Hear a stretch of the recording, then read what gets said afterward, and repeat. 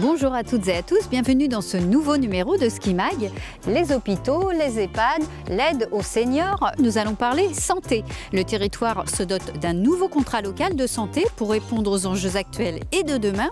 Alors quid de la santé sur l'agglomération? On fait le point, c'est parti.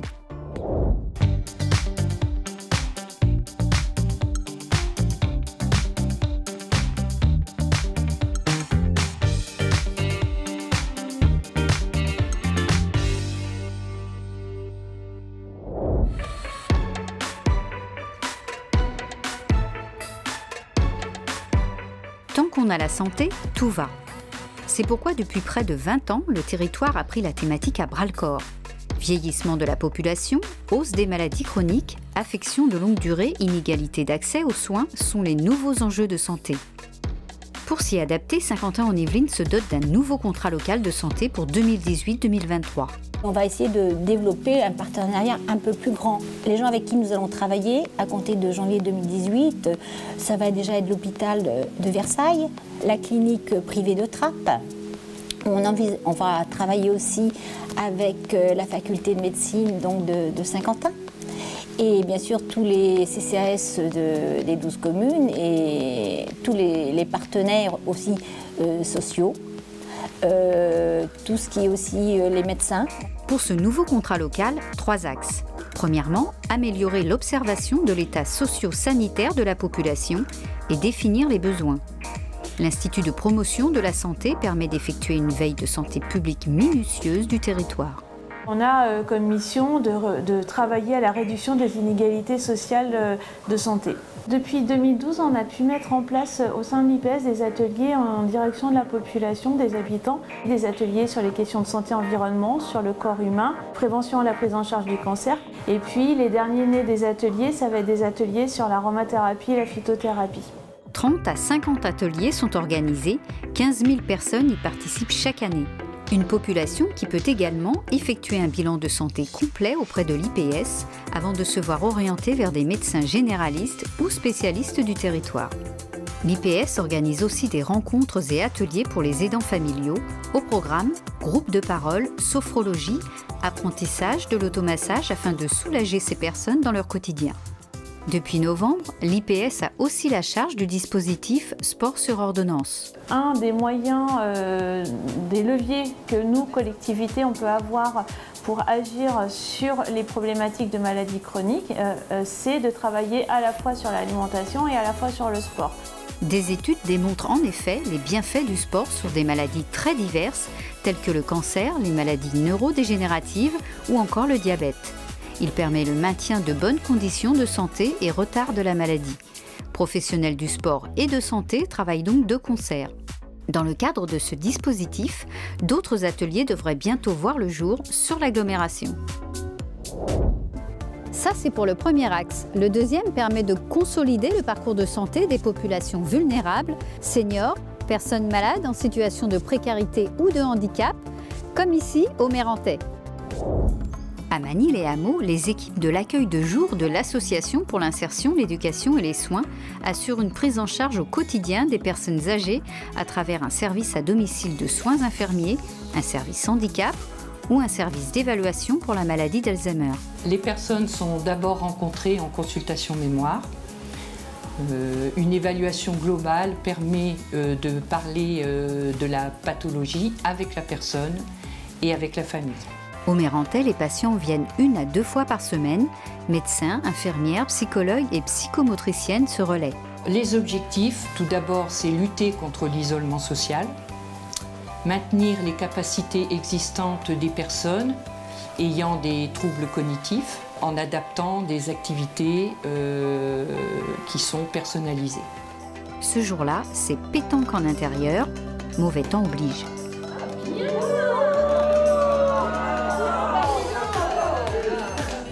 Plus tard, l'équipe entame une partie de l'auto, histoire de travailler la mémoire. Le 74. 74. Le premier. 74. Voilà, tous les 3. Oui, la Haute-Savoie. Activités artistiques, cognitives ou encore détentes, comme les promenades et les sorties socioculturelles à la médiathèque. Des rencontres intergénérationnelles sont aussi organisées. Cet accueil est aussi un moment de répit pour les aidants familiaux qui y trouvent écoute et soutien psychologique. De l'autre côté du couloir, le service handicap. Le service d'accueil du jour handicap accueille des hommes et des femmes en situation de handicap. Alors bien sûr, c'est des handicaps assez hétérogènes. On a des personnes qui sont déficientes intellectuelles, des personnes qui ont des troubles autistiques ou des personnes aussi qui ont des troubles psychiatriques, mais stabilisés. Ces personnes nous sont confiées par donc la maison départementale des personnes handicapées, MDPH, et elles viennent ici pour pouvoir se ressourcer, partager du temps les uns avec les autres, s'ouvrir sur le territoire, vivre aussi dans la cité, et enfin soulager les familles. Une éducatrice spécialisée, 2 aides médico-psychologiques et un moniteur éducateur entourent les patients. Après un petit déjeuner partagé, la journée démarre. Ce jour-là, c'est maquette et bricolage. L'immense parc permet également de jardiner et depuis peu, une ferme a vu le jour. Le tout pour poursuivre l'épanouissement, les connaissances et compétences des personnes et les accompagner dans leur transition de vie. Certaines vivent seules ou en couple à domicile, d'autres en foyer de vie ou d'hébergement, d'autres chez leurs parents vieillissants. Les aider à passer le cap de la vie d'après sans leurs proches fait partie du travail de l'accueil de jour. Pour cette nouvelle vie, les familles d'accueil sont particulièrement recherchées. L'offre de soins, c'est le 3e axe de ce contrat local de santé. Le territoire soutient les communes et les professionnels de santé pour l'implantation de maisons de santé pluridisciplinaires. En 2016, une dotation de 800 000 € a été votée. Le but, soutenir les projets de regroupement médicaux labellisés par l'Agence régionale de santé. Les maisons de santé pluridisciplinaires fleurissent depuis 2010 sur l'Hexagone. Ces établissements de premier recours concentrent divers professionnels de santé. À Saint-Quentin-en-Yvelines, les projets prennent forme. La maison de santé Villaroy, ouverte en septembre à Guyancourt, rassemble 18 médecins généralistes, spécialistes et auxiliaires médicaux. Le projet de Trappes, lui, a été impulsé par un médecin généraliste et une sage-femme. Depuis le début, on a toujours eu l'objectif de créer une maison de santé, à la fois pour les patients, parce que ça permet aux patients d'avoir tous les acteurs de soins de premier recours, donc médecins généralistes, sages-femmes, infirmiers, etc., à côté de chez eux, à proximité, qui sont tous réunis. Travailler en groupe permet aussi aux professionnels de santé de confronter leurs avis sur divers cas médicaux. Mutualiser l'organisation est également un véritable avantage pour ces praticiens. À terme, 3 médecins généralistes, 2 sages-femmes, 4 infirmières, une psychologue, une orthophoniste et une ostéopathe devraient travailler dans la structure. Au départ médecin remplaçant, le docteur Pinsard-Laventure a adhéré à l'initiative. Il y a plusieurs choses qui m'ont séduit. D'abord, c'était le caractère effectivement de regroupement de professionnels dans une équipe dynamique qui était vraiment la priorité. Donc c'était vraiment important de pouvoir dialoguer avec les interlocuteurs, sages-femmes, infirmières, kinés. Ça, c'est la richesse de la maison de santé. Et puis enfin, la population de Trappes, qui est une population adorable, qui sont vraiment des gens où il y a tout, tout est à faire à Trappes. Et il y a des gens formidables. Les patients sont vraiment à l'écoute. Et puis il y a vraiment une vraie médecine, on va dire, à pratiquer. Avec l'installation du docteur Pinsard-Laventure, une discipline supplémentaire sera offerte aux patientes puisque ce praticien exerce aussi la gynécologie. Ces 12 professionnels de santé devraient se regrouper au sein d'une structure dans le courant du premier trimestre 2018. Une structure qui achève ses travaux juste en face des locaux actuels. À Montigny-le-Bretonneux, des locaux devraient être réhabilités courant 2018 afin d'y accueillir la future MSP. D'autres réflexions sont menées à la Verrière, Plaisir ou encore les Clés-sous-Bois.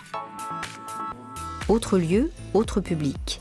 La maison de l'étudiant de l'université de Versailles-Saint-Quentin-en-Yvelines possède depuis septembre dernier son centre de santé. Un centre présent sur tous les sites de l'UVSQ. La mission principale des services de santé universitaires au départ, c'était la prévention, donc l'organisation de la visite médicale obligatoire pour tous les étudiants primo-inscrits. On a une mission de prévention, de dépistage, d'orientation, d'accueil des étudiants handicapés, de mise en place des aménagements puisqu'on a une délégation MDPH, Maison départementale du handicap. Et puis être à l'écoute effectivement de toute la population étudiante, également sur les problèmes sociaux puisqu'on est en travail proche avec les assistantes sociales. Des psychologues sont également présents, mais en premier lieu, la visite médicale obligatoire. Au préalable, un entretien avec l'infirmière, puis un examen clinique de 40 minutes avec le médecin. Ce sont des consultations qui sont assez longues. Elles sont plus longues qu'en médecine générale. On passe vraiment en revue avec eux tous les thèmes de santé. Des consultations de médecine générale sont aussi ouvertes tout au long de l'année. Véritable guichet unique, le centre de santé pourrait à plus long terme développer d'autres consultations en gynécologie, dermatologie, médecine du sport et soins dentaires. Le centre espère également étoffer ses équipes médicales afin d'ouvrir davantage de plages de rendez-vous. À Saint-Quentin-en-Yvelines, c'est tout le secteur de la santé qui se réorganise. EHPAD, l'Institut mutuel général de l'éducation nationale ou encore l'hôpital de Trappes, on fait le tour. Un EHPAD verra le jour en janvier 2018 à Montigny-le-Bretonneux. Adossé au château de la Coudre, l'établissement pour personnes âgées dépendantes disposera de 88 places, dont 17 lits consacrés à l'aide sociale. Il accueillera notamment des personnes atteintes de troubles cognitifs. Les pré-réservations sont d'ores et déjà ouvertes. Une résidence senior devrait ouvrir ses portes non loin de là, durant le premier semestre 2018. À la Verrière, c'est l'Institut mutuel général de l'éducation nationale qui s'offre une seconde jeunesse. Fondé en 1959, l'établissement est en reconstruction. Le but ? Mettre en synergie les deux champs de compétences, gériatrie et santé mentale. À terme, plus de confort et de rapidité de prise en charge pour les patients et une plus grande efficacité pour les équipes médicales. Le nouvel institut sera réparti en 4 pôles cliniques distincts et spécifiques. Les capacités d'accueil seront augmentées ainsi que pour l'EHPAD. Fin des travaux en 2019. Autre rafraîchissement, celui de l'hôpital de Trappes. Le groupe Ramsay Général de Santé et l'hôpital privé de l'Ouest parisien investissent 2,5 millions d'euros. L'objectif ? Agrandir et réorganiser les urgences. 4 boxes supplémentaires sur les 6 déjà existants, 2 salles d'attente distinctes pour gérer les flux de patients et améliorer la qualité et le confort de l'accueil. Une nouvelle organisation pour réduire les délais d'attente. 50 000 personnes se rendent aux urgences de l'hôpital chaque année. L'innovation au service des plus fragiles, c'est le pari de Blue Linea. Nous nous sommes rendus dans les locaux de l'entreprise Élan Courtoise. Être accompagné en toute discrétion et ne pas révéler sa fragilité ou sa maladie. C'est tout l'objectif de cette montre connectée. Créée en 2006, Blue Linea est à la pointe des services et objets connectés pour les personnes en perte d'autonomie. Prendre soin de vos parents, c'est la mission qu'on s'est donnée, c'est-à-dire de réussir à accompagner des personnes âgées chez elles ou en EHPAD et de prendre soin d'elles. Détecteur de chute, bracelet géolocalisé, bouton d'appel famille et équipement d'habitat et maison de retraite. Le quotidien de la start-up pour soulager résidents et soignants. En étant présent à la fois à domicile et en EHPAD, on a créé aussi des offres d'EHPAD à domicile. Quand vous avez dans un quartier une maison de retraite, donc un EHPAD, avec une centaine de résidents, on peut peut-être aussi coordonner et délivrer des services à 200 ou 300 personnes âgées qui sont chez elles, qui n'ont pas envie de quitter leur domicile et qui vont pouvoir bénéficier de plusieurs types de services et rester plusieurs années à nouveau chez elles. Des objets couplés à une plateforme d'assistance accessible 24 heures sur 24. Mais Blue Linea va plus loin.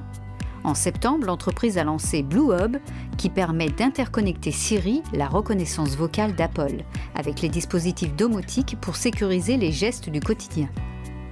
En octobre, un autre service, Sarah, a été mis en place via l'iPhone et l'Apple Watch, qui associe assistance et accompagnement des professionnels de santé.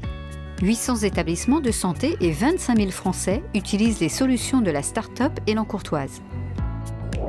Skimax, c'est terminé pour aujourd'hui. À très bientôt pour de nouvelles aventures saint-quentinoises. D'ici là, portez-vous bien. Ciao!